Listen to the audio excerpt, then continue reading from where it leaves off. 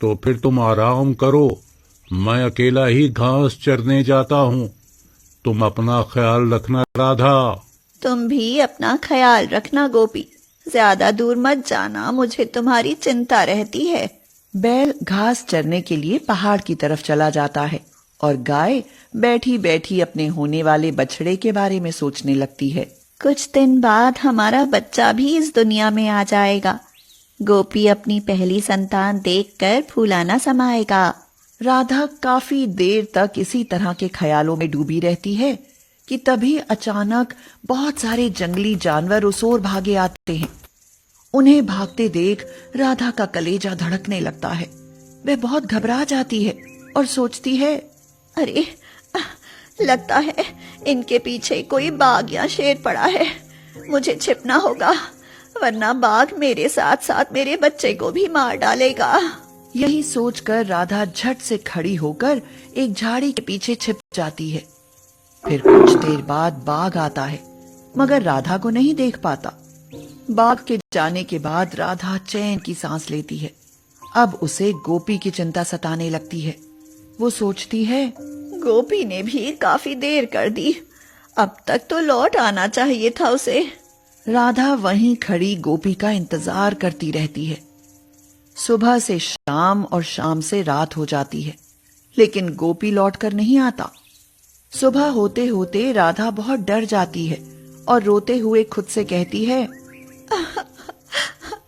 लगता है बाघ ने गोपी को भी मार डाला। अब मैं इस जंगल में एक पल नहीं रहूंगी।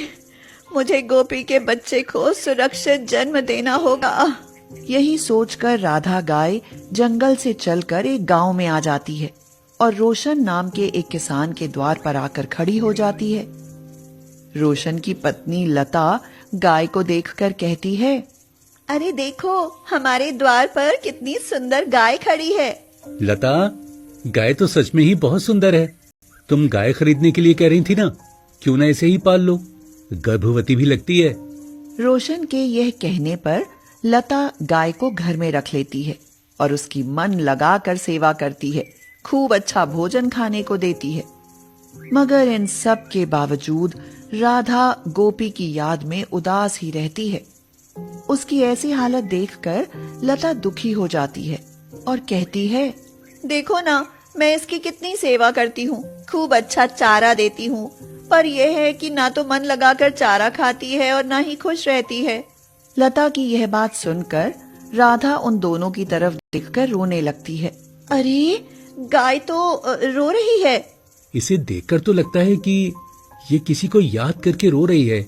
जरूर कोई इसका अपना इससे बिछड़ गया है। लता, बेचारी गौ माता, यह जिसे भी याद कर रही है, भगवान करे वो इसे मिल जाए। इधर गोपी सारा जंगल ढूंढ लेता है, मगर उसे राधा कहीं नहीं मिलती। राधा के बिछड़ जाने पर वह भी दुखी होकर रोने लगता है। पता नहीं कहाँ चली गई मेरी राधा। सारा जंगल ढूंढ लिया पर कहीं नहीं मिली। शायद बाघ के डर से जंगल छोड़कर गांव की तरफ चली गई होगी। मैं उसे गांव में ढूंढ कर आता हूँ। यह कहकर गोपी भी गांव की तरफ आ जाता है।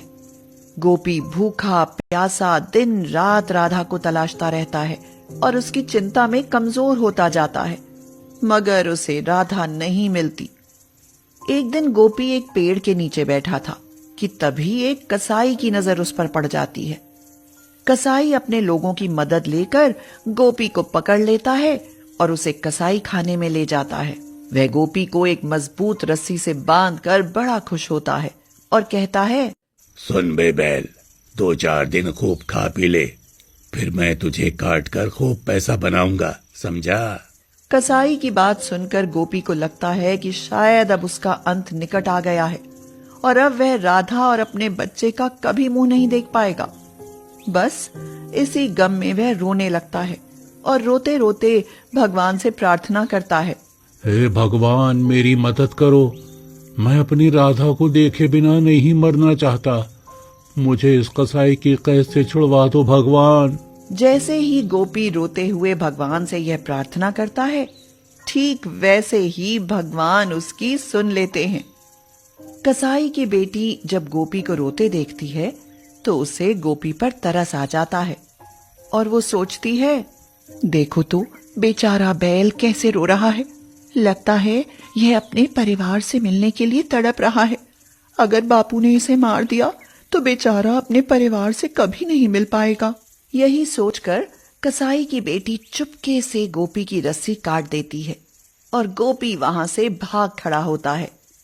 भागते भागते वह एक गाड़ी से टकराकर सड़क पर जा गिरता है। जान तो बच जाती है मगर गहरे जख्म आ जाते हैं उसे। पता नहीं किस्मत में क्या क्या दुख लिखे हैं।